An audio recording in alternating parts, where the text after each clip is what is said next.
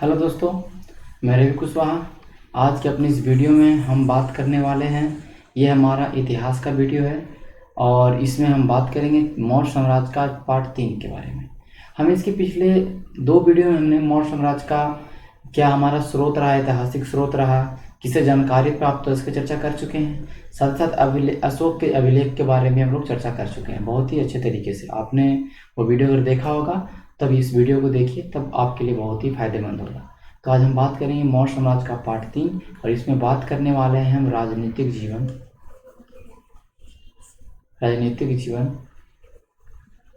किसके बारे में बात करेंगे। तो हम बात करेंगे चंद्रगुप्त मौर्य और अशोक, ये दोनों के बारे राजनीतिक जीवन के बारे में बात करेंगे कि इनका राजनीतिक जीवन क्या रहा, इनके बारे में बात करेंगे। चंद्रगुप्त मौर्य और अशोक नहीं, बिंदुसार।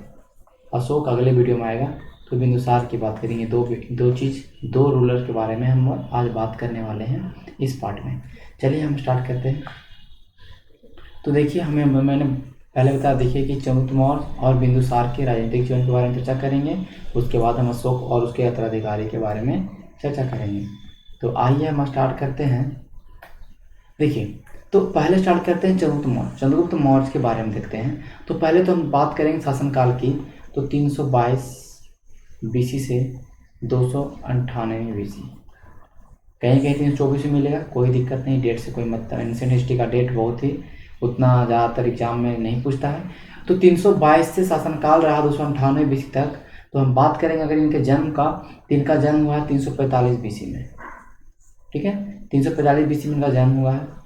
ठीक है, इनके जन्म, इनकी माता का नाम मिलता है, बहुत सारे बुकों में मूरा नाम मिलता है, जिसे बोला था कि शूद्र थी। क्या थी? शूद्र महिला थी, शूद्र जाति की महिला थी, शूद्र जाति की महिला थी। ठीक है, तो इसीलिए इनकी माता का नाम मोरा, शूद्र जाति की महिला। मतलब इसके माता के नाम के बारे में बहुत सारा विवाद रहा है कि कभी कोई किताब में कुछ मिल रहा है, कोई किताब में कुछ मिल रहा है, तो उतना इसके बारे में नहीं है। लेकिन फिर भी आप याद रखिए कि मोरा नाम था उनकी माता का नाम, शूद्र जाति की महिला थी। तो बहुत सारे लोगों ने बोला कि नीचे जाति का भी था। चंद्रगुप्त मौर्य के बारे में कोई बोलते हैं ब्राह्मण था, कोई बोलते क्षत्रिय था। सारे किताबों में अलग अलग पक्ष है, हम उसकी चर्चा नहीं कर रहे हैं अभी। तो हम बात करेंगे कि जन्म 345 से पूर्व इनकी माता का नाम मोरा थी, जो शूद्र जाति की महिला थी। अब हम बात करेंगे थोड़ा इनके और बेसिक पे अगर बात करेंगे तो इनका क्या क्या नाम रहा, हम इसकी बात करते हैं। ठीक है, तो हम बात इनका नाम करेंगे, अन्य नाम को बात करेंगे। सेंड्रोकोटस, ये सेंड्रोकोटस, इनका नाम कहीं यूनानी ग्रंथों में सेंड्रोकोटस मिलता है। ये यूनानी ग्रंथ है, यूनान जो में लिखे गए उसमें यूनान से संबंध थे। आपको पता होगा कि हमने इसके पिछले वीडियो में मैंने पढ़ा था सिकंदर के बारे में। तो सेंड्रोकोटस है, सेंड्रोकोटस किसी ग्रंथ में मिलता है? स्ट्रैबो, एरियन, ये सब नाम है। जस्टिन, ये 3 लेखक हैं, स्ट्रेबो, एरियन और जस्टिन। स्ट्रेबो, एरियन और जस्टिन, ये ध्यान रखें। इनमें इनका नाम क्या मिलता है? सेंड्रोकोटस। ये यूनानी लेखक थे, तो इनमें नाम क्या मिलता है? सेंड्रोकोटस। आगे चलेंगे तो इनका एक और नाम मिलता है एंड्रोकोटस।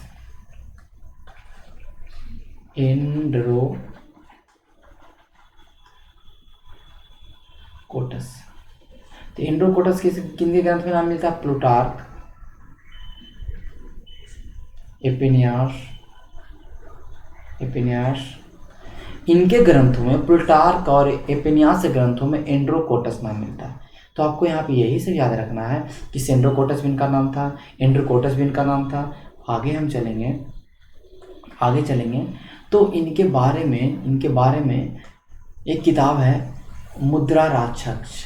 किताब का नाम देख लीजिए, मुद्रा राक्षस। तो मुद्रा राक्षस में ये इन किताब के द्वारा लिखा गया। तो ये भी ध्यान रखिए, विशाखा दत्त। ये से पूछता है कि मुद्रा राक्षस के लेखक कौन है? विशाखा, ये क्या हो गया? विशाखा दत्त।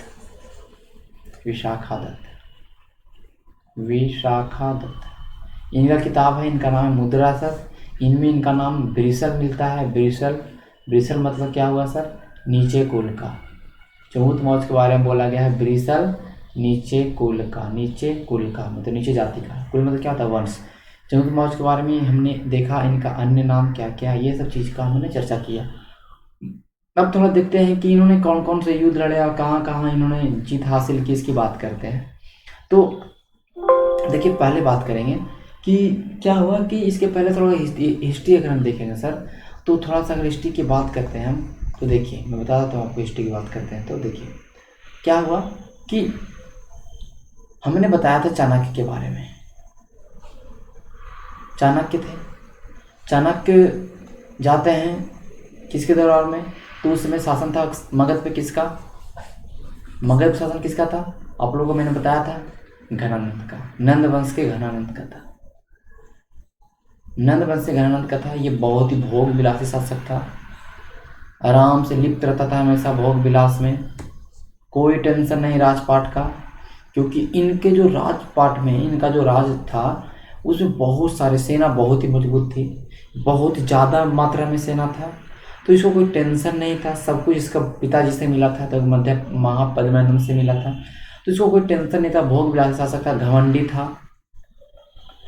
तो इसके पास चाणक्य आता है, तक्षशिला। तब चाणक्य उस समय कहाँ रहते थे, कहाँ के शिक्षक थे, तक्षशिला, जो गंधार की राजधानी तक्षशिला पता होगा आपको, जो अभी पाकिस्तान में पड़ता है, ये पता होगा।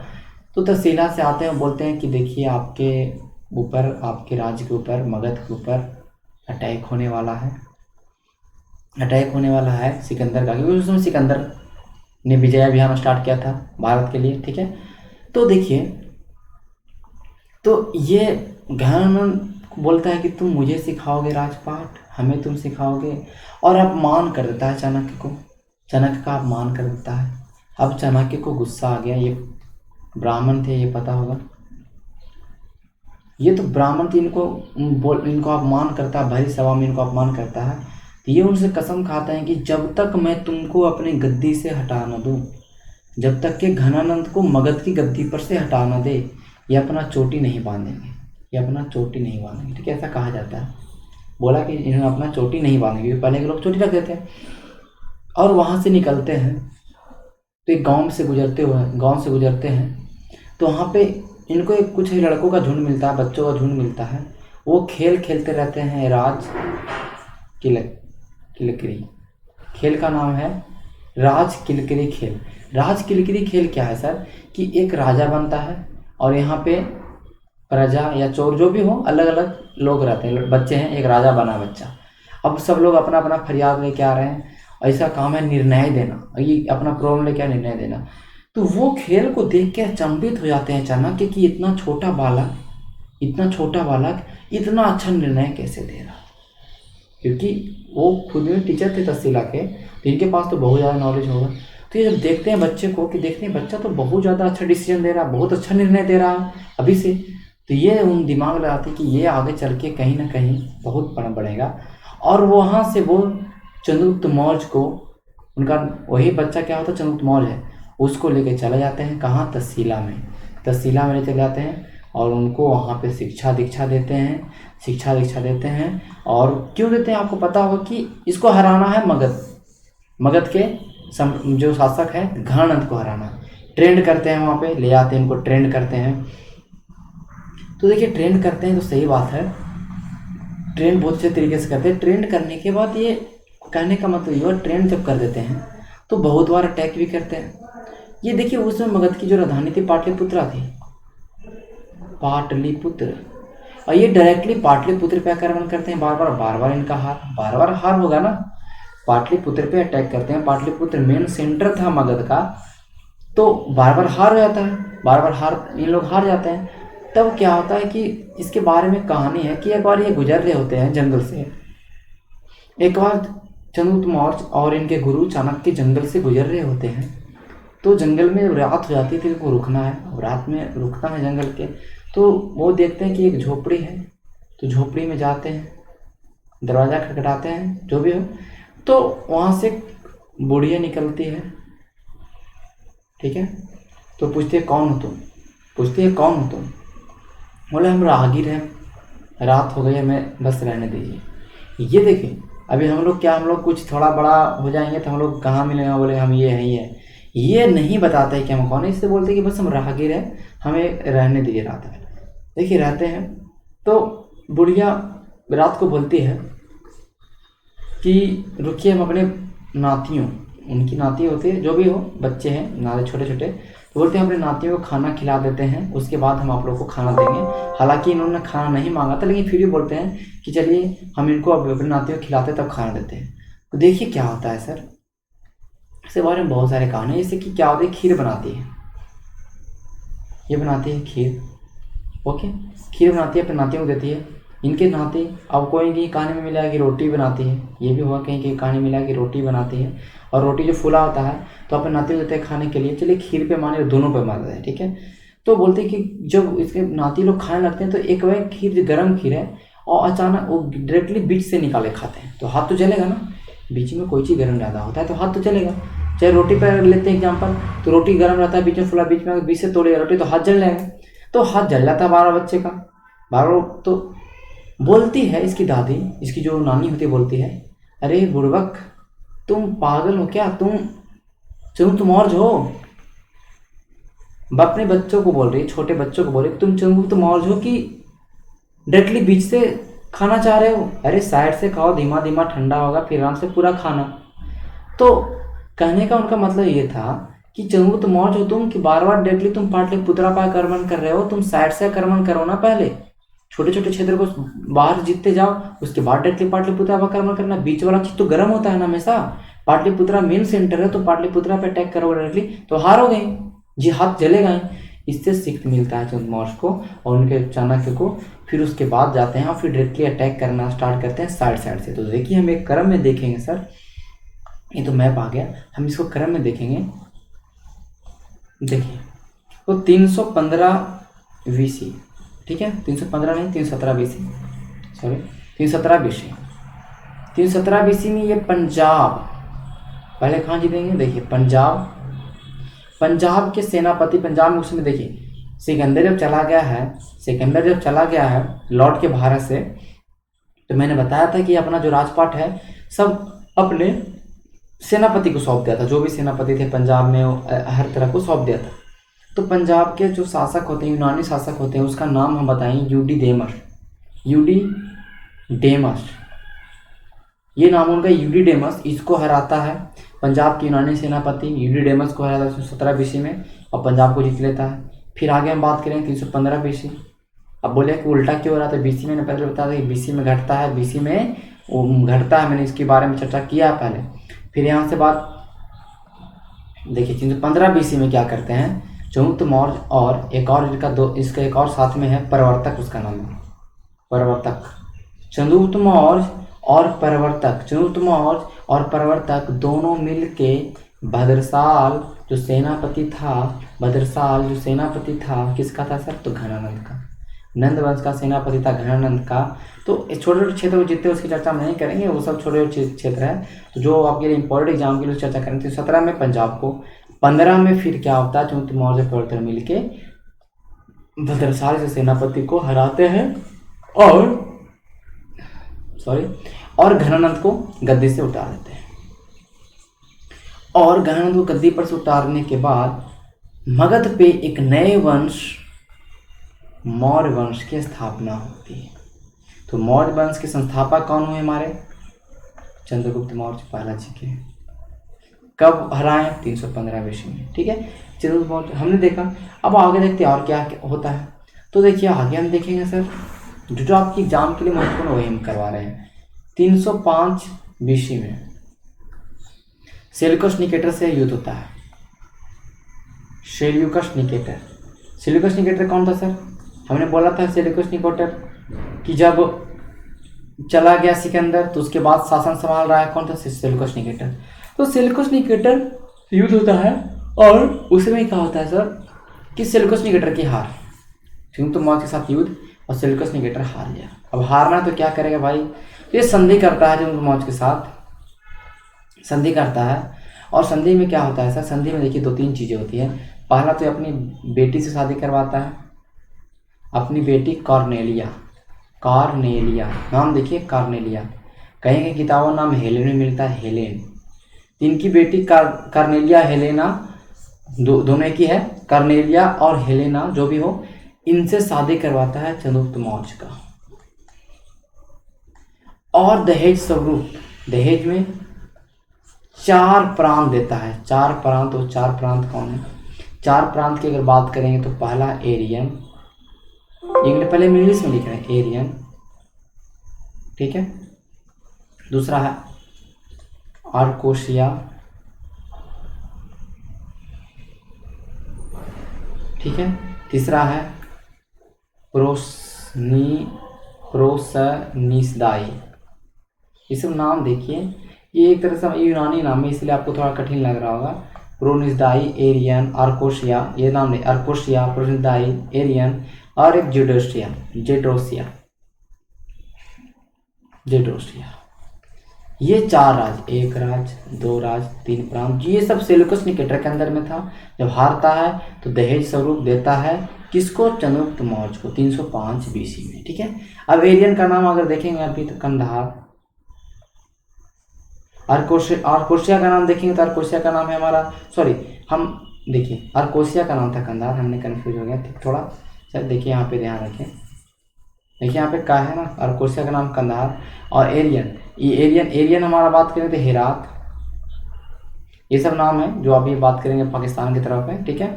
काबुल, और हमारा हो गया मकरान। चार, हेरात, कंधार, काबुल, मकरान। हेरात, कंधार, काबुल, मकरान, ये आप ध्यान याद रख लीजिए कि इंग्लिश में नाम क्या था। कभी कभी मिलाने के लिए एग्जाम में डायरेक्टली आया था कि इनमें से कौन सा मिलाइए, डायरेक्टली कौन गलत है। तो आर्कोशिया कंधार को, प्रोसिंसनाई काबुल को, अजडोसिया मकरान को और एरियन हेरात, ये चार राज देता है, साथ में एक राजदूत भी देता है सर, साथ में एक राजदूत भी देता है। राजदूत का नाम है मेगास्थनीज, मेगास्थनीज। और इन्होंने ही किताब की रचना की इंडिका, जिसके बारे में बात हम कर चुके हैं, जिससे कि हमें मौर्यकालीन इतिहास के बारे में पता चलता है। तो मेगास्थनीज किसके द्वारा लिखा गया? इंडिका द्वारा। ये राजदूत था चंद्रगुप्त मौर्य के दरबार में। क्यों भेजा था? तो सेल्यूकस निकेटर ने भेजा था। और देखिए यहाँ राजदूत रहने से पहले वो देखिए कहाँ राजदूत था, तो आर्कोशिया में। कहाँ था? तो आर्कोशिया में था पहले राजदूत। कहाँ था? आर्कोशिया में पहले राजदूत था, ठीक है। तो हम समझ चुके हैं, यहाँ तक की बात तो क्लियर होगा कि पहले कहाँ का राजदूत था, तो आर्कोशिया का। ओके, किस पुस्तक की रचना की? मेगास्थनीज ने इंडिका की। तो यहाँ तक आपको क्लियर होगा। साथ में इसी में उपहार में चंद्रगुप्त मौर्य भी उपहार में देते हैं 500 हाथी। सोच लीजिए 500 हाथी, तो लिखा हुआ बुक में, आप जो आपको बुक में लिखा हुआ पढ़ना पड़ेगा। तो 500 हाथी उपहार स्वरूप देते हैं सेल्यूकस निकेटर को। कौन? चंद्रगुप्त मौर्य। चंद्रगुप्त मौर्य देते हैं। यहाँ तक एक क्लियर होगा। हम आगे बढ़ सकते हैं, चलिए स्क्रीनशॉट ले सकते हैं, आगे बढ़ते हैं। तो देखिए हम बात करें चंद्रगुप्त मौर्य के समय कितना बड़ा एरिया था, देख रहे हैं। चंद्रगुप्त मौर्य के समय देख लीजिए कितना बड़ा एरिया। देखिए स्टार्टिंग में मगध कितना छोटा सा सर, बात करेंगे अगर हम जूम करके, तो स्टार्टिंग में मगध मात्र इतना छोटा था। मैंने बताया था मगध महाजनपद में इतना छोटा था। आगे बढ़ते गया, आगे बढ़ते गया, तब जीतते गया। फिर मगध नंद वंश के समय इतना हो गया। फिर हम बात करेंगे तो मौर्य साम्राज्य के समय तो बहुत बड़ा, लेकिन चंद्रगुप्त मौर्य के समय ये देखिए गंधार हो गया, पटियाला, इधर देखिए पूरा पाकिस्तान, देखिए थोड़ा अफगानिस्तान का एरिया कवर कर रहा है, इधर देखिए अफगानिस्तान इस का एरिया पूरा, मतलब कहने का मतलब बहुत ही लॉन्ग डिस्टेंस, बहुत ही ज़्यादा दूरी में इनका क्षेत्र फैला, बहुत ही विस्तृत साम्राज्य बना, बहुत ही महान साम्राज्य बना चंद्रगुप्त मौर्य के समय में। ये आप ध्यान रखिए। आगे देखेंगे हम तो बिंदुसार के समय में कुछ बढ़ेगा, फिर देखेंगे अशोक के समय में कुछ बढ़ेगा, बहुत आगे बढ़ते जाएगा, ठीक है। तो इस तरह से हमने चंद्रगुप्त मौर्य को बारे में हमने क्लियर कर लिया। अब हम देखेंगे बिंदुसार के बारे में कि बिंदुसार के बारे में क्या इंपॉर्टेंट है, जो आपकी एग्जाम के दृष्टिकोण से महत्वपूर्ण है, उसकी चर्चा हम करेंगे बिंदुसार के बारे में। चलिए हम बात करते हैं बिंदुसार। अब सर देखते हैं बिंदुसार के बारे में थोड़ा। तो बिंदुसार के बारे में पहले अगर हम देखेंगे तो देखिए, ओके चलिए हम देख रहे हैं बिंदुसार के बारे में। तो मैं लिख देता हूँ पहले बिंदुसार के बारे में। इनका अन्य नाम क्या क्या मिलता है, ये बहुत ज़्यादा एग्जाम में पूछता है सर।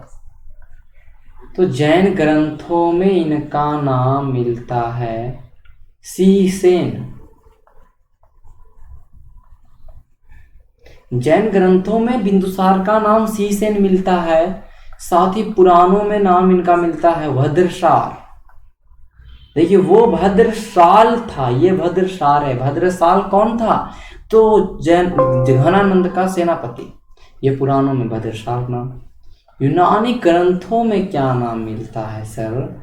यूनानी ग्रंथों में अमित्र चेटस। संस्कृत ग्रंथों में क्या नाम मिलता है? अमित्र घात।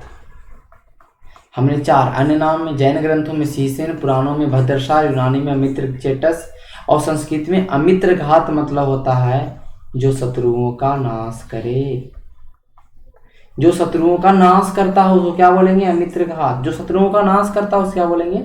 अमित्र घात। ठीक है। अब देखिए बिंदुसार के बारे में, बिंदुसार के शासनकाल के बारे में एक आजीवक संप्रदाय, देखिए बहुत सारे बुक में लिखा गया है कि बिंदुसार किस धर्म को मानता था, किस संप्रदाय को मानता था? तो आजीवक।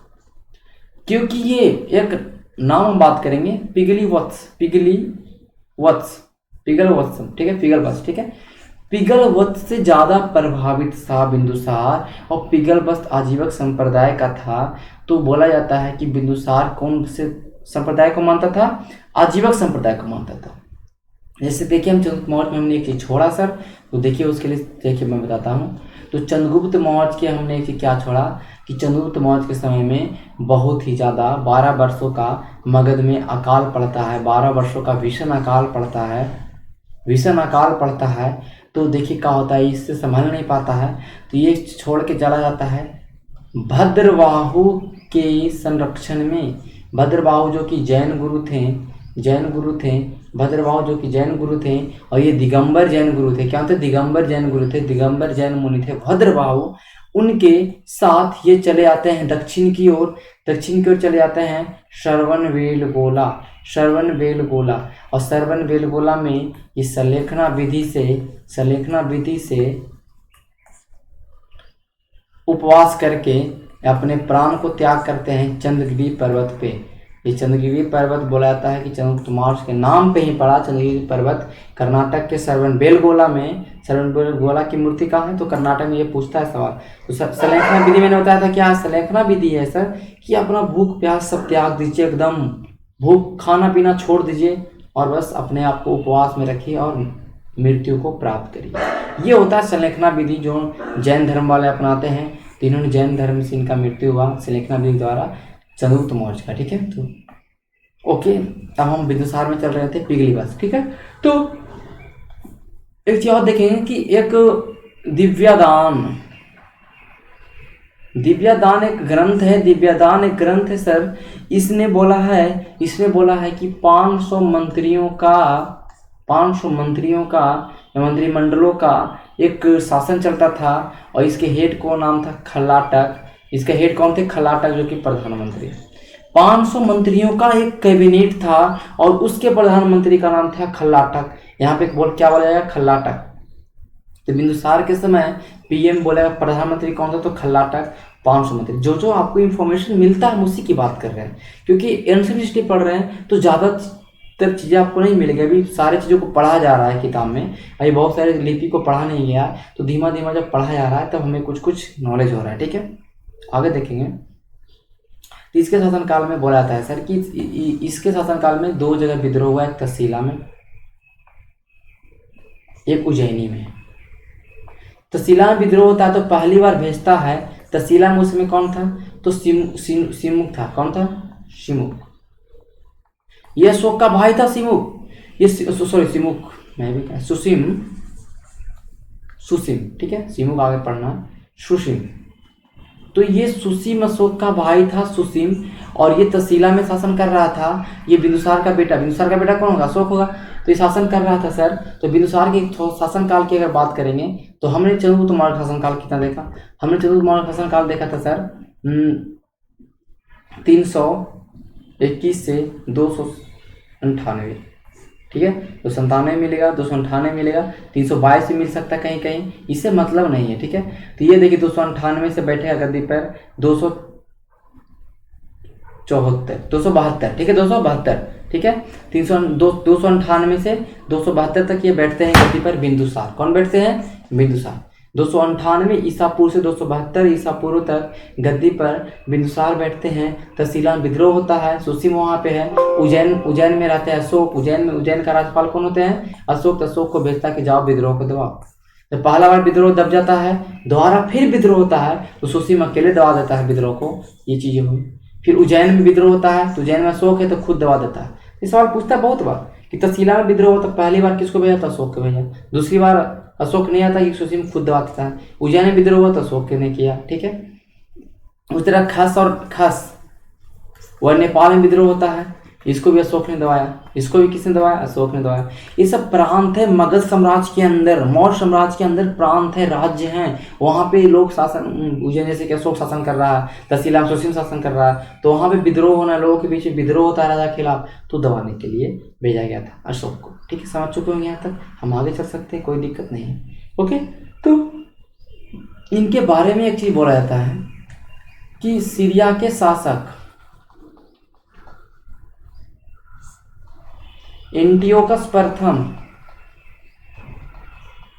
इसका पीडीएफ मिल जाए, कोई दिक्कत नहीं। एंटियोकस प्रथम जो सीरिया के शासक थे, एंटियोकस प्रथम, इससे 3 चीज मांगते। दोस्ती था, इनका दोस्ती था एंटियोकस प्रथम का सीरिया का। सूखी अंजीर, मीठी शराब,